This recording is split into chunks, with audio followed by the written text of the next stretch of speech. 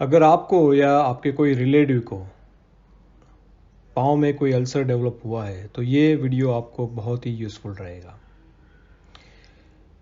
I am going to discuss certain facts about the leg ulcer in this video.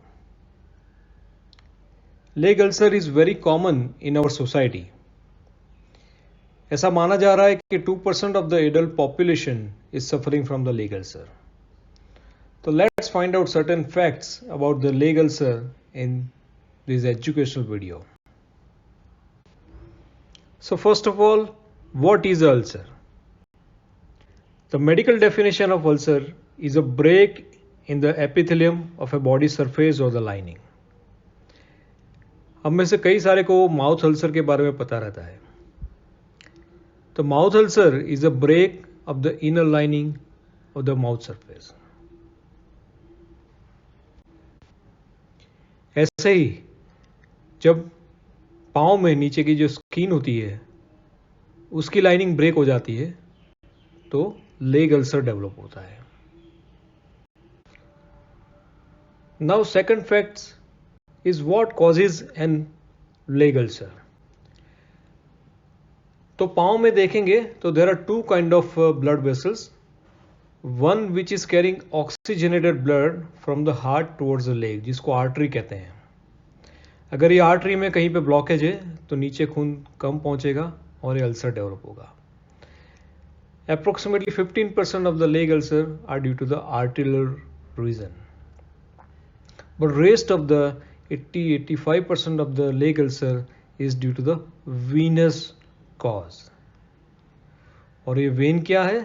The veins is a blood vessels which carrying deoxygenated blood from the leg towards the heart.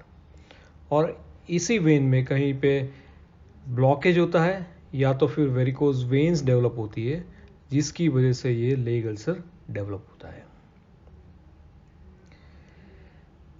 Now third point is where on the leg do you get the venous ulcer. So ज्यादातर venous ulcer ये पाँव में dependent portion में ज्यादा होते हैं, मतलब ankle के सराउंडिंग की जो स्किन्स होती हैं वहाँ पे मैक्सिमम वीनस प्रेशर आता है because it's a dependent portion and वहीं पे पहले स्किन में चेंजेस डेवलप होते हैं, वीनस एक्जिमा होता है और उसके बाद अल्सर डेवलपमेंट होता है।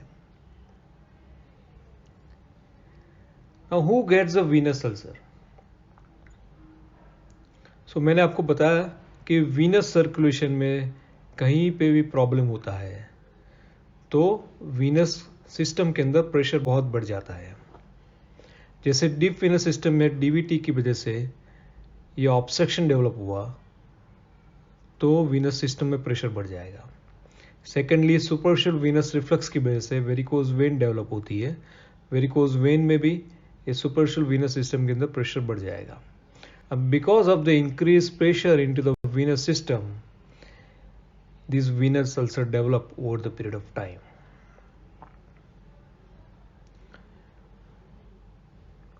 Now fifth point is how do you treat the venous ulcer. So venous ulcer को जितना हो सके उतना जल्दी ट्रीट करना चाहिए and first we have to reduce the pressure into the venous system. उसके लिए स्टॉकिंग्स जो एक स्पेशलाइज प्रेशर गारमेंट्स हैं वो अप्लाई करेंगे तो वीनस सिस्टम का प्रेशर न्यूट्रलाइज हो जाएगा। और साथ में अल्ट्रासोनोग्राफी करके we have to find out what is the reason of the disturbance into the venous circulation. Deep venous system में ऑब्स्ट्रक्शन है या तो फिर सुपरफिशियल वीनस सिस्टम में ये रिफ्लक्स है, वेरिकोज वेन्स है, वो उसका कॉज आइडेंटिफाई करके कॉज को ट्रीट करेंगे तो ये लेग अल्सर हील हो जाएगा।